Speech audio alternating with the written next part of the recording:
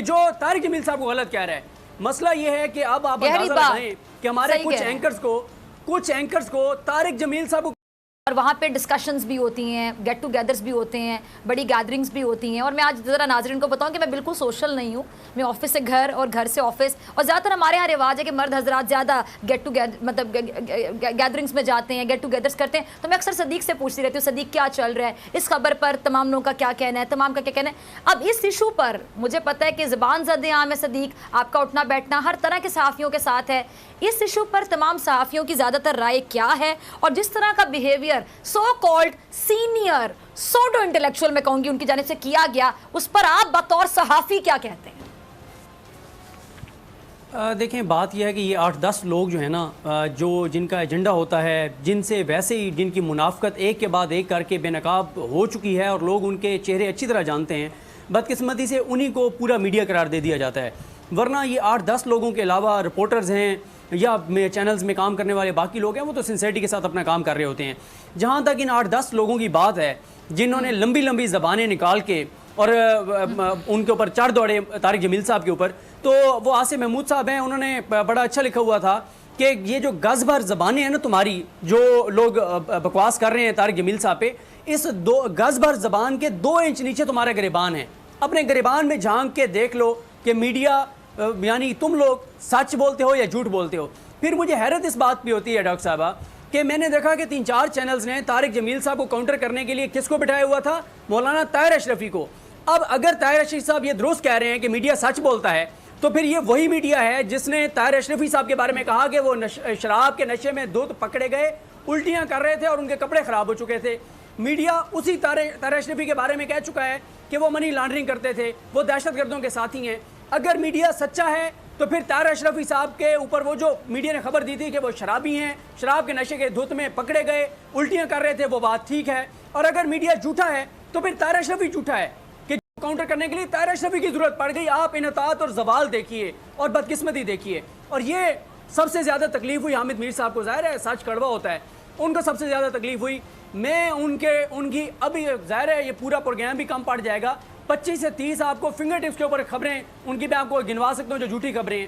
اتنے جھوٹ وہ بولتے ہیں. سب سے زیادہ جو جھوٹ جن کے سوشل میڈیا پہ لوگوں میں جو سب سے زیادہ اس وقت لوگوں کو پتا ہے کہ انہوں نے یہ جھوٹ بولے ہیں، وہ حامد میر صاحب ہیں. سب سے زیادہ تکلیف ان کو ہو رہی تھی اور وہ کہہ رہے ہیں میں انڈورس کرتا ہوں جی طاہر اشرفی صاحب کو. اچھا صدیق، میں آپ کی بات میں ایک بات ایڈ کرنا چاہوں گی، پھر آپ اپنی گفتگو کو کنٹینیو کیجئے گا. وہ آپ نے کہا کہ سب سے زیادہ تکلیف ان کو ہوئی ہے، تو مجھے تو بالکل یہ لگا جس طرح وہ ایک جملہ ہوتا ہے نا کہ چور کی داڑھی میں تنکا. اب آگے آپ مکمل کر دیجئے.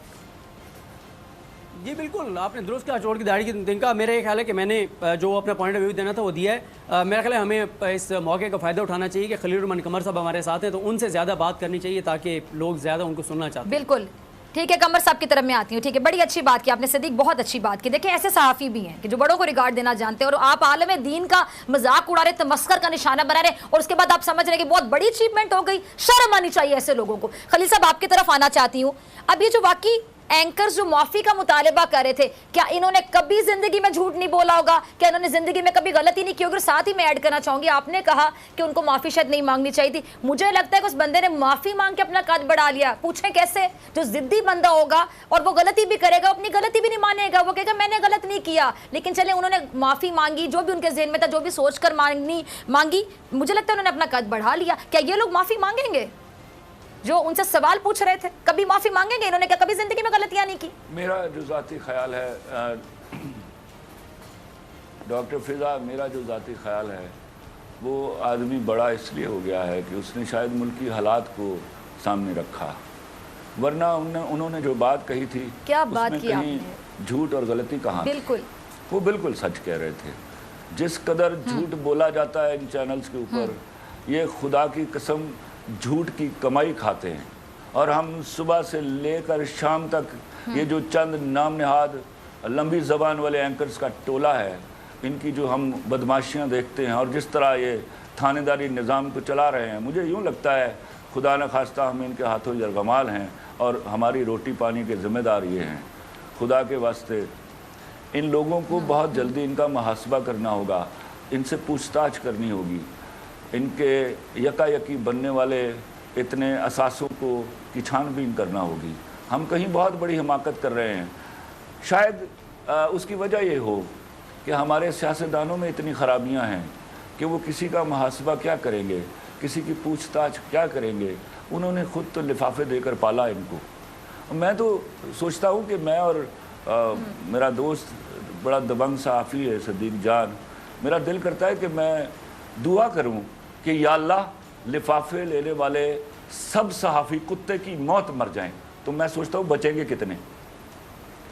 और फिर शायद ऐसी दुआ, अगर खुदा न खास्ता मैं कभी किसी को बद्दुआ नहीं देता, ऐसी बद्दुआ कबूल हो गई तो हमारे पास जो बाकी तादाद बचेगी हम उनका क्या करेंगे। ये मेरे मुल्क की बदकिस्मती है। आपका जुमला बड़ा गहरा है।